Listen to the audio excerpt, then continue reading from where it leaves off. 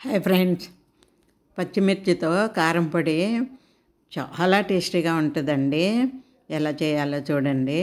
ముందుగా ఒక గిన్నె స్టవ్ మీద పెట్టుకొని వేపిన శనగపప్పు అండి. ఇది డ్రైగానే ఉంటుంది, కానీ ఒకసారి వేపితే బాగుంటుంది. మిక్సీలో వేసినప్పుడు బాగా వస్తుంది కదా, అందుకనే ఒకసారి వేపాలి. అవి పక్కకు తీసి తర్వాత ఎండు కొబ్బరి అండి, ఇది కూడా కొద్దిసేపు వేపాలి. వేపితే మిక్సీలో బాగా మెత్తగా పేస్ట్లాగా వస్తుంది కదా, పౌడర్ లాగా. అందుకని తర్వాత స్టవ్ ఆఫ్ చేసి ఈ గిన్నెలో వేడి ఉంటుంది కదండి, ఆ వేడికి జీలకర్ర వేపేసి పక్కకు తీసి పెట్టుకోవాలి. తర్వాత అదే గిన్నెలోనూ ఒక స్పూన్ ఆయిల్ వేయాలి. ఆయిల్ వేసేసి అందులోనూ పచ్చిమిరపకాయలు వేపాలండి. ఇవి మీరు డీప్ ఫ్రై చేసుకున్నా పర్వాలేదు, లేదంటే ఇలాగైనా పర్వాలేదు. ఇలా పచ్చిమిరపకాయలు నిలువుగా అయినా కోసుకోవచ్చండి, నిలువుగా అయినా పర్వాలేదు, ఇలా చిన్న ముక్కలుగా అయినా పర్వాలేదు. బాగా వేగాలండి. మనము డీప్ ఫ్రై చేస్తే ఎలాగుంటుందో అలాగా బాగా వేగాలి పచ్చిమిరపకాయలు, ఎందుకంటే పౌడర్లో కలపాలి కదా. అందుకనేసి బాగా వేగితేనో డ్రై అయిపోతే చాలా బాగుంటుంది. అందుకని అలాగా కొద్దిగా మంట దీనికి పెద్దగా పెట్టినా పర్వాలేదు. ముందు అయితే కన్నా వేపిన శనగపప్పు తర్వాత కొబ్బరి అయితేనో చిన్న మంటలోనే వేపుకోవాలి, ఎందుకంటే అవి కలర్ చేంజ్ అవ్వకూడదు, అలాగే ఉండాలి. ఇది బాగా వేగాలి కాబట్టి కొద్దిగా హైలో పెట్టినా కూడా పర్వాలేదు. అలాగా బాగా వేపాలండి. ఇవి బాగా నల్లగా, అంటే నల్లగా అంటే మరీ మాడినట్లు కాదు, మనకు వేగడం తెలుస్తుంది కదా, కొద్దిగా చాలాసేపు వేపాల్సి వస్తుంది.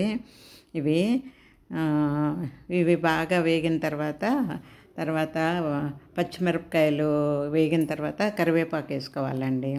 కరివేపాకు ముందే కడిగి ఆరబెట్టుకోవాలి ఫ్యాన్ కింద, తడి అనేది ఉండకూడదు. అలాగే ఈ పచ్చిమిరపకాయలు కూడాను ముందే కడిగి ఆరబెట్టుకోవాలి. పచ్చిమిరపకాయలు తడి ఉండకూడదు, కరివేపాకు తడి ఉండకూడదు, రెండు కూడాను చాలా బాగా వేపాలన్నమాట. ఈ మిరపకాయలు వేగిన తర్వాత కరివేపాకు ఒక కప్పు అండి. కరివేపాకు ఎంత వేసినా బాగానే ఉంటుంది. పచ్చిమిరపకాయలు అయితే ఒక 10 వేస్తే సరిపోతుంది. పప్పులు అవి వేపిన శనగపప్పు ఒక కప్పు వేసాం కదండి, హాఫ్ కప్పు కొబ్బరి వేసేసి తర్వాత ఒక 10 పచ్చిమిరపకాయలు వేసేసి ఒక కప్పు కరివేపాకు వేయాలి. ఇవి బాగా వేపాలి అన్నమాట. జీలకర్ర ఒక స్పూన్ వేస్తే సరిపోతుంది. సాల్ట్ కూడాను మనం మిక్సీకి వేసినప్పుడే సాల్ట్ వేస్తాము. ఇవి కరివేపాకు బాగా వేగనివ్వాలండి. బాగా అంటే ఎలాగా, ఇప్పుడు మనం కరివేపాకు చేతిలోకి తీసుకుంటే ఇలా నలిపేస్తే పౌడర్ అయిపోవాలన్నమాట. అలాగా తడి అనేది లేకుండా బాగా వేపాలి కరివేపాకు.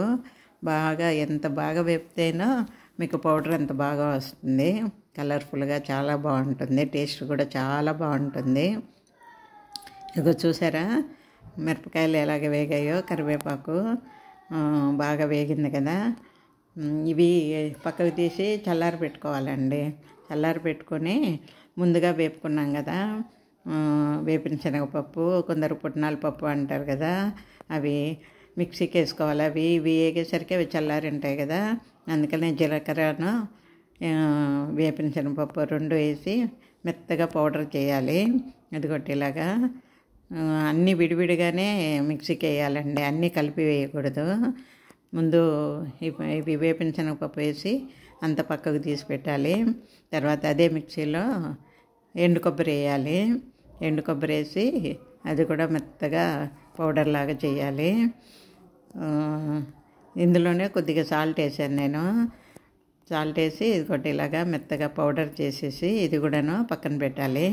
తర్వాత పచ్చిమిర్చిను కరివేపాకు ఇవి మెత్తగా చేయకపోయినా పర్వాలేదండి, ఆ మాత్రం చేస్తే చాలు. అది కూడా ఇలాగ ప్లేట్లో పక్కన పెట్టుకోవాలి. తర్వాత వెల్లుల్లిపాయలండి, ఇవి కూడాను ఇవి చిన్నవే కాబట్టి కొద్దిగా ఎక్కువ వేసాను, పెద్దవైతే ఒక 5-6 వేస్తే సరిపోతుంది. ఇది కూడాను తొక్క తీయలేదండి, అలాగే వేసాను, పర్వాలేదు, కొద్దిగా నలిగితే చాలు అవి కూడాను.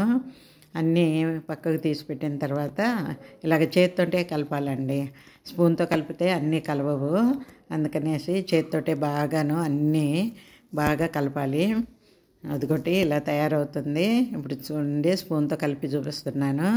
ఇలా పొడి పొడిగా వచ్చేసింది.